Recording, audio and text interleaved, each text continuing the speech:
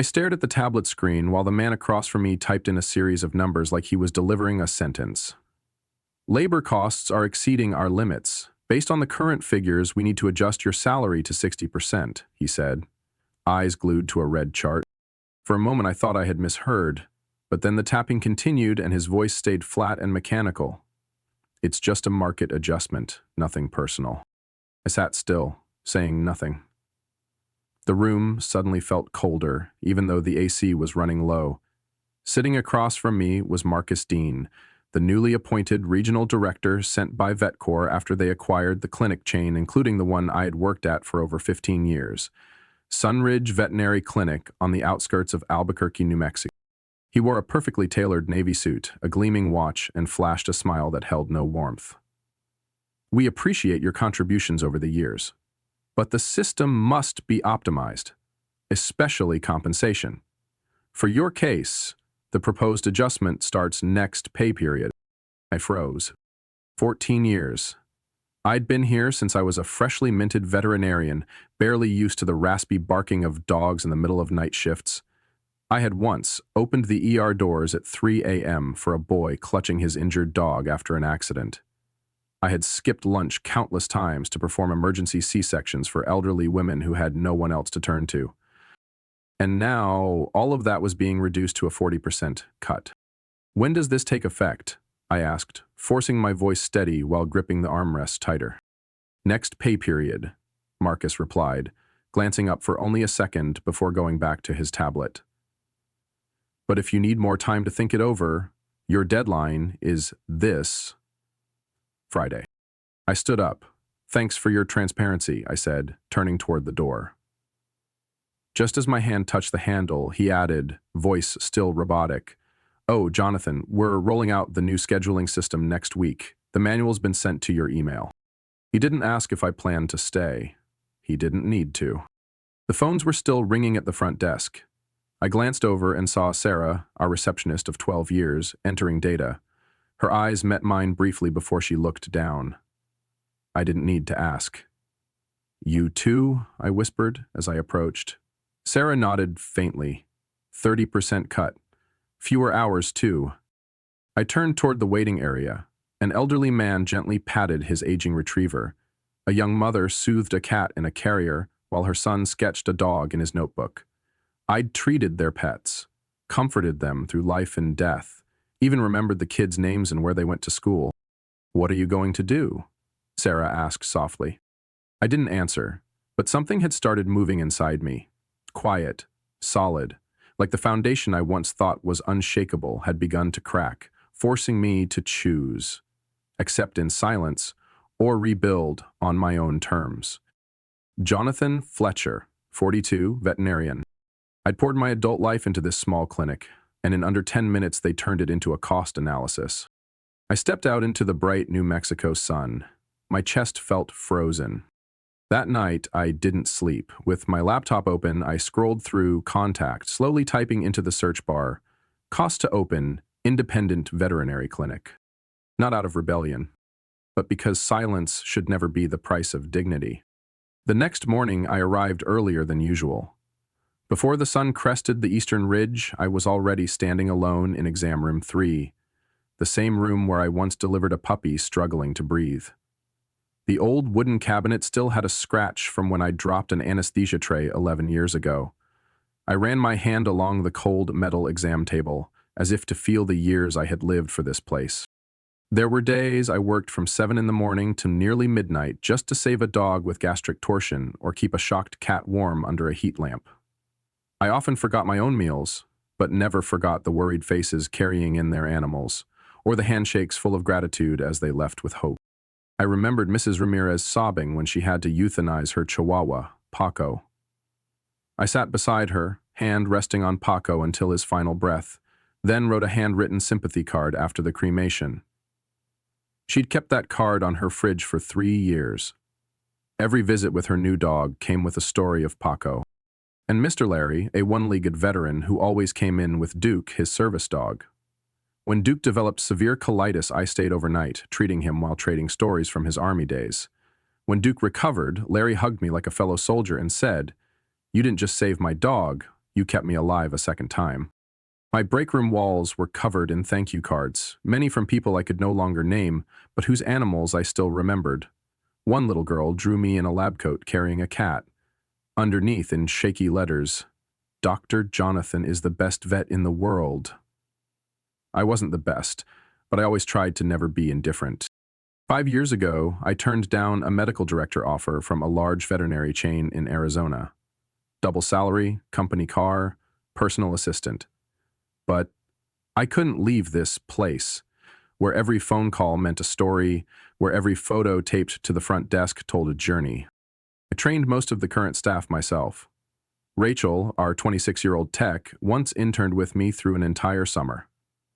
The first time she gave anesthesia without shaking, I stood outside the OR smiling. She once told me I was the reason she didn't quit after a traumatic case. Every bond here ran deep, unspoken yet rooted. I didn't just treat illnesses. I saw dogs grow old, from first shots to final goodbyes. I didn't just listen to lungs. I listened to grief and quiet courage. That afternoon, while sorting records, an elderly woman entered carrying a frail cat. Her name was Esther, lived 6 blocks away. Shadow, the cat, was all she had left after her husband passed last year. No appointment.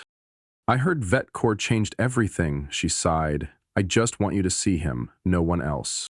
While I examined Shadow, she sat silently, gripping a worn-out purse. Shadow was mildly dehydrated and worm-infested, nothing urgent. I don't have much money, she said, but I know you won't push things he doesn't need. I nodded. In that moment, I couldn't let anyone else place a dollar value on what I had built. People like Esther, Larry, Mrs. Ramirez, they didn't come here for a brand name. They came because they trusted I would never treat their pets like invoice items. Back home, I opened a drawer and pulled out an old binder. One I had used to sketch out a clinic layout 8 years ago, then shoved it away, thinking I'd never leave Sunridge. Now it was time to dust it off. That dream no longer felt distant, because it was built on something VetCor could never buy. Trust. One quiet afternoon, while eating a sandwich in the break room, the door opened softly. A young vet who'd just transferred from Flagstaff walked in, looking weighed down. He glanced around before sitting across from me. You used to work for VetCor before, right? I asked, lifting my coffee without breaking eye contact. 3 years in Arizona, he nodded. At first, they talked about modernization, streamlining, operational efficiency, but after a year, I realized it was all just code for pushing services to the max, needed or not. I stopped chewing. My heart skipped a beat. So, what did that actually look like? I asked, keeping my voice even. It started with changes to the appointment schedule. Each consultation was limited to 12 minutes. If you ran late, the system flagged you as low efficiency. Then came the internal scoring system. Your rating depended on how much revenue you generated per patient. The more premium tests, extra products, or add-on vaccines you sold, the higher your score. But if you simply treated the actual condition, no more, no less, you were labeled as someone failing to optimize profit. I sat still, each word hitting me like a blow to the chest. Patients aren't merchandise, I said quietly. That's why I left, Cole sighed. Last week I noticed they started installing the same metric system here, exactly like Flagstaff last year. You might want to brace yourself. That afternoon, a mass email hit every staff inbox. It announced the launch of a new initiative called Enhanced Premium Service Quality. Attached was a nearly 30-page presentation on how to increase uptake of comprehensive care packages, advanced diagnostic bundles, and post-treatment product recommendations. The wording sounded polished, but the goal was clear. Increase revenue per visit. 3 days later, during a routine exam for a bulldog named Tyson, the system flagged him as eligible for the comprehensive care package, priced at 3 times the standard fee. Tyson only needed a booster shot and a joint check. But if I didn't click the Recommend Premium Package button, the system would log it as a miss revenue opportunity. I didn't click. The next day, Marcus called me into his office. Jonathan, he started, the system alerted us that you've failed to follow upsell protocols in recent appointments. I provide what my patients actually need, I replied flatly. That's not how the system works, Marcus said coldly. We can't let personal emotion interfere with financial efficiency. I smirked. Financial efficiency? What about medical effectiveness? He shrugged. The market evolves. Those who don't adapt will be replaced. I walked out with a tightness in my chest as if someone had clamped down on my lungs. On my way back, I ran into Ava, a vet tech recently transferred from a clinic in Santa Fe. She pulled me aside. They're making me stand behind doctors to count how many times they recommend premium packages, she whispered. It doesn't feel right. Not at all. I looked at the young woman shaking from stress, and it twisted something deep in me. In less than 3 weeks, they had turned what used to be a place of compassion into a conveyor belt of medical sales. The numbers went up, but the patient's eyes grew cloudy with confusion and doubt. No one could tell if their cat really needed 12 blood tests, or if it was just about hitting monthly quotas. And me, the one who once believed that doing the right thing would shield me, began to realize staying silent made me no different than them. That night, while organizing medical records, I came across the name Toby, the small dog I had saved from acute pancreatitis last year. He was now flagged as priority for premium package. I remembered the owner's trembling hands as I told her, he's going to make it. No, this couldn't continue. I opened my laptop. Inside an old folder, I found the domain fletchervetcare.com, something I'd registered years ago just for fun. That night, I clicked renew. I was no longer just another vet in their machine. I would become someone who refused to let ethics be priced. I sat on the couch in my living room, holding a cup of cold tea, staring through the frosted glass. Outside, autumn winds rattled the ginkgo trees, shaking loose golden leaves onto the porch. My laptop screen still glowed with an early sketch of a future independent clinic. It wasn't a vague idea anymore. That night, I called the man I respected most, Dr. Edwin Clark, founder of Sunrise Veterinary Center, the one who mentored me during my earliest internship. He'd been retired nearly 4 years, living in a small town near Santa Cruz, where he ran a rescue dog farm with his wife. The call barely lasted 20 minutes, but every word felt like lifting off a weight I hadn't known I was carrying. Jonathan, I've been watching VetCor from afar. Their operations are consistent, he said with a dry chuckle. They're great at squeezing profits, but terrible at preserving a clinic's soul. I turned down a very generous offer when they tried to buy Sunrise. I stayed quiet, not out of disagreement, but because he had articulated everything I hadn't been able to. I heard about you through Rachel. She interned at Sunrise during her final year before transferring to Albuquerque, he continued. She said, you're the only one who hasn't let revenue pressure cloud your clinical judgment. I gave a small smile. I've just tried to stick to what you taught me.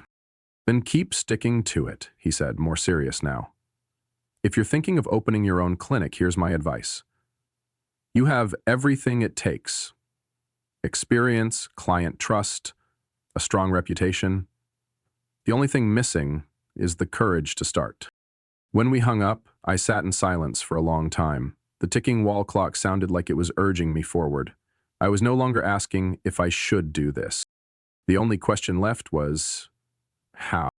I started making a list: property location, equipment costs, staff, licensing, electronic records, all the things I used to help others plan. Now I was building for myself. After 2 sleepless nights, I found a small abandoned building at the head of Maple Grove. It used to be a dental office. The structure was solid, with 2 exam rooms, a large waiting area, and a functioning water system. I called the real estate agent and booked a showing for the next morning.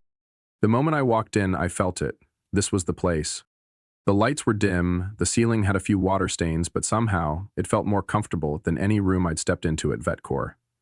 Maybe because there were no hidden cameras, no recording devices, no revenue charts stapled to the walls.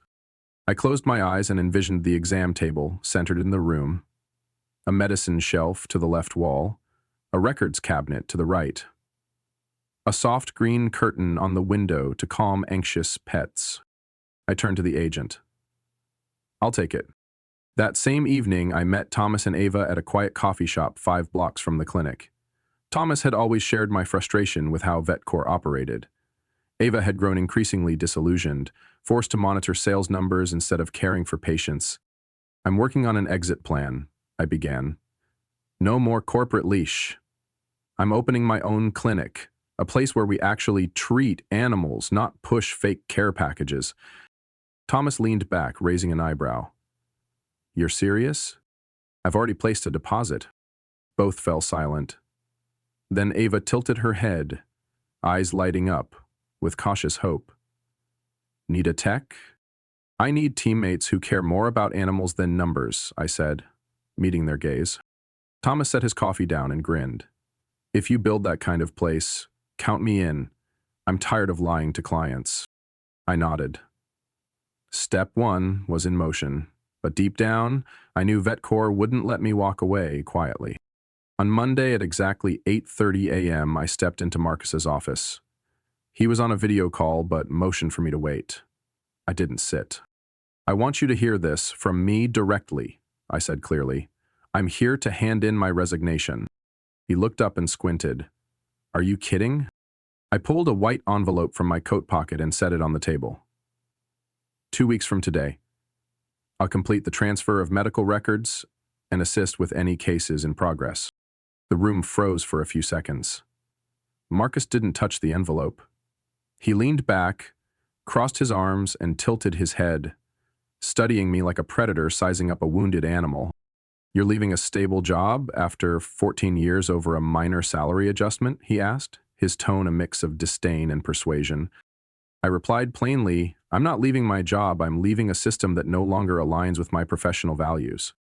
He smirked. Don't you think you're being overly emotional? If it's about money, we can renegotiate. Even add a bonus. I shook my head. It's not about money, it's about trust. And that can't be bought with a paycheck. Marcus stayed silent for a beat, then suddenly laughed, the kind of laugh from someone who thinks they've always had the upper hand. Fine. We'll start the offboarding process. But I'd advise you to reread your contract, especially the part about clients. I nodded. I've already had a lawyer review it, you don't need to worry. I left his office without looking back. As the door clicked shut behind me, I knew everything had officially changed. For the next 2 weeks, I showed up on time, completed my surgeries, responded to emails, just like usual. No one knew that each evening, behind the closed door of my tiny apartment, I was building something. Quietly, one step at a time. I named the new clinic Timberline Animal Care, a name inspired by the pine forests north of the city, where I used to walk my first dog every Sunday afternoon. Just a 7-minute drive from Sunridge Clinic, I chose a space in a busy residential area, near 3 elementary schools, a dog training center, and a medical station. It was the perfect location, convenient, yet tucked away just enough to avoid drawing early attention. I signed the lease on a Thursday using 8 years of savings and a small business loan from a local bank. The loan officer, Eliza, whose tabby cat I once treated for kidney disease, personally approved my file within 24 hours. As for equipment, I couldn't afford everything brand new. But Hal, a used medical supplier who'd worked with me for nearly a decade, offered to lease me gear below market rate. If you open your own clinic, he chuckled, shaking my hand, I'd bet half this city follows you. I like betting on people who put their heart on the exam table. I kept everything quiet. The less people knew, the safer I was. VetCorps might not be able to stop me from opening a new clinic, but they had more than enough power to sabotage things if they found out too soon. I confided in only 3 people. Rachel, my lead tech, Cole, who had openly criticized the new system, and Thomas, the one who once told Marcus to his face, "We can't treat patients by revenue charts." I invited them to meet on a Saturday evening at a small diner by the lake, far from curious eyes. As I laid out the plan, they didn't blink. Rachel was the first to speak. If you need someone to run post-op, I'm in. Cole nodded. I'll resign the moment you say the word. Thomas didn't speak. He just pulled out his phone, opened his calendar. When's opening day? I looked at them, unable to hide the emotion. 4 weeks, but we launch quietly. No banners, no website, no buzz. Thomas tilted his head, smiling. Quiet. But it'll echo like thunder. We clinked glasses. Under the soft yellow light, I saw unity that didn't need any oaths. In my heart, I knew they saw me as their leader, not because I was the best, but because I was the only one willing to walk out first. I wasn't just turning down a higher salary. I was choosing to stand on my own feet. VetCorp had no idea that their game was about to flip. In my final days at Sunridge, I could feel VetCorp's shadow in every step. I still wore my lab coat, still held my stethoscope, but the new manager's glances, the clinical reminder emails, and a suddenly slashed appointment schedule made one thing clear. They suspected. On Tuesday morning, I walked into my first case of the day and froze. The screen showed Max, a lab I'd treated since he was 3 months old, but beneath the name, assigned Dr. Reed. I asked Lacey at the front desk who changed Max's appointment. She hesitated. I'm not sure, Jonathan. The system auto-updated yesterday. A few old patients were reassigned. I nodded, not blaming her. Lacey had always stayed genuine through the storm, but inside, something cracked. 2 days later, I found my name wiped from every follow-up case in the next 2 weeks. Longtime patients, like Mrs. Cynthia and her diabetic dog Henry, or Mr. Martin and his 3 Maine Coons, all reassigned without explanation. No one said a word, not even an email. I went to Marcus. He shrugged.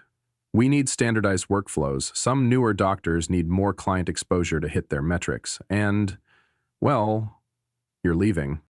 I smirked. Right, then I'll spend my remaining time finishing charts. No interference. Exactly, he replied, bored. I said nothing else, but inside the anger was crawling through my veins like acid, not because I was losing clients, but because of how they treated the trust I had built, as if it was just data to reroute. That afternoon in the parking lot, I ran into Mrs. Lorraine, owner of Milo, the tiny dog I'd once saved from pneumonia. She walked over, gently holding Milo's leash. I heard you're leaving, she said, clearly uneasy. Is that true? I nodded. I'll be gone in 2 weeks. She clutched the leash tighter. I don't care where you go. Milo and I will follow you. I thanked her, voice steady, but her words stayed in my mind the whole drive home. That night, while compiling legal forms for Timberline, a message from Rachel popped up. Mrs. Connie asked if she can follow you in case Muffin needs surgery again. I haven't said anything. Then one from Thomas. Mr. Briggs asked point blank, Is Jonathan starting his own practice? I didn't reply, but the truth was clear. The clients, those who had trusted me through their hardest moments, were starting to ask. And most of them had no interest in saying goodbye. The next day, while checking a Cocker Spaniel named Riley, her young owner leaned in and whispered, If you ever change locations, can you let me know? Riley only does well with you. I nodded subtly and shifted the topic to eardrops. Even as I stayed silent, my every move was making promises I hadn't spoken aloud. VetCorp could control payrolls, internal software, even appointment lists, but not loyalty built on real trust. On the 8th day, I checked my inbox. A message from a personal address read, I'm Rachel's mother. You helped her cat recover from partial paralysis after the accident. Wherever you go, our family is going with you. I read that message 3 times. I hadn't posted any ads, spoken to the press, or sent invitations, but each whispered word, each look in the clinic, and every quiet message proved that a silent shift had already begun. On my final Friday morning at Sunridge, I was asked to report to the upstairs conference room to complete the offboarding process. The invitation came from HR with a single line, in-person meeting to finalize termination paperwork. No forms, no attachments. The moment I walked in, I could sense something was off. Marcus sat on one side of the table, leaning back with his arms crossed. Beside him were 2 strangers, a middle-aged woman in a pale gray blazer and a man with salt and pepper hair holding a thick folder. They didn't introduce themselves. They didn't need to. I'd seen this type of cordial meeting before. Before we complete your exit process, Marcus began, we need to address some concerning information. The woman slid a stack of papers toward me. The first page was bolded at the top. Cease and desist letter and non-compete commitment. I sat down, opened the packet, and read each line carefully, keeping my face neutral, just like when I had to break bad news to clients about their pets. Based on internal information, the man said, we have reason to believe you are preparing to open a veterinary practice within 10 miles of Sunridge. Under VetCorp's acquisition terms, that violates our non-compete clause. I slowly set the packet down. I understand your position, but I never signed a non-compete agreement. Marcus smirked. You may not remember, but all staff signed an addendum back in January. I pulled a folder from my leather bag. I have copies of every document I signed. None of them include a non-compete. My lawyer confirmed it. The woman raised an eyebrow. I continued. And if you're citing state law, New Mexico does not enforce non-compete clauses for veterinarians unless it can be proven the public's access to care would be severely harmed. The room went silent. We're just trying to protect our investment, Marcus said, trying to salvage the moment. No one wants legal trouble. We believe there's a path to compromise. I nodded slightly. I don't want conflict. I just want to practice freely. No sabotage, no data theft. I haven't even told anyone where my new clinic is. The woman exchanged a look with her colleague. Then she spoke. If you agree not to actively solicit former clients or staff for 30 days, we won't pursue the competition clause, as long as there's no proof of direct recruitment. I smiled. I accept, but I won't stop anyone from coming to me on their own. They nodded. The handwritten agreement was signed on the spot, with copies for both parties. As I left the room, I didn't feel angry or bitter. I felt relieved. I had made my move at the right moment. They couldn't trap me with legal terms that didn't exist. That afternoon, I packed up my personal locker. As I folded my last lab coat into a bag, I heard soft footsteps behind me. Rachel stood at the doorway, holding a small slip of paper. I kept track of everyone who called asking for you over the past 2 weeks, she said, handing me the note before stepping away. I opened it, a long list of more than 20 names. Each line held a face, a story, a connection built over years. At the bottom, Rachel had written in blue ink, "If you need someone to manage records, I'm in." I folded the note and slipped it into my wallet. The next morning, I arrived at Timberline before daylight. The neon sign had just been installed the day before, its glow reflecting off the front glass. My name printed clearly under the logo. No flashy ads, no flags. Just a name. Enough for those who trusted me to recognize. Timberline Animal Care opened on a Monday morning nearly 2 weeks earlier than planned. The clinic was still rough around the edges. The signage was barely finished, machines temporarily set up and guest chairs borrowed from Thomas's garage. But despite the mess, the energy inside this building already felt brighter than anything I'd experienced at Sunridge in years. At 8 a.m., I stood at the reception area beside Rachel, now our operations manager, checking the appointment book while sipping cold coffee. When I looked up, I saw Thomas frozen in the doorway, staring outside. "You need to see this," he said without turning. I walked over. What I saw made my heart stop. A long line of pet owners stretched from Timberline steps out through the parking lot, wrapping around to the other side of the street. Some carried cats in cloth carriers, others held leashes with 3 dogs at once. An elderly woman in a wheelchair sat patiently, her golden retriever seated like a guard dog in front of her. Rachel whispered, "We didn't run any ads." I nodded, speechless. I didn't need to say anything. They weren't here for a new sign. They were here for something money couldn't measure.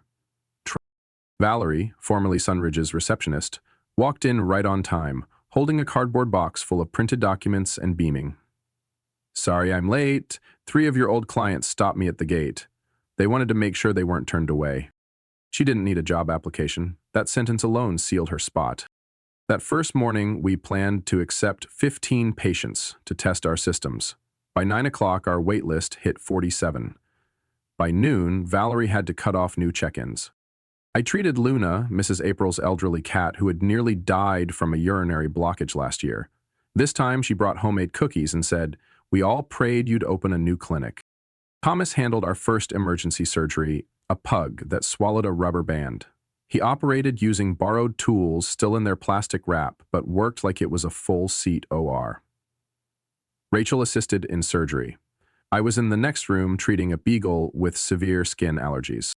We didn't stop for 9 hours. The AC overheated, the printer jammed 3 times, and the payment system had to be restarted twice. But no one complained. Not a single person. Around 6 p.m., I walked into the front area and spotted a man standing up. Do you remember Benji? He asked, holding the leash of a small dog. Last year, you diagnosed his heart arrhythmia. 2 other clinics missed it. I remembered perfectly. He's healthy now, and from today on, this is the only place we'll come. I knelt to pat Benji's head, then looked up. We'll always be here. Opening day ended with numbers no one predicted. 72 patients seen, nearly 60 new registrations, and almost 20 phone calls asking to book the following week. That night, I sat alone in the back room. The yellow light cast soft shadows on walls still streaked with fresh paint.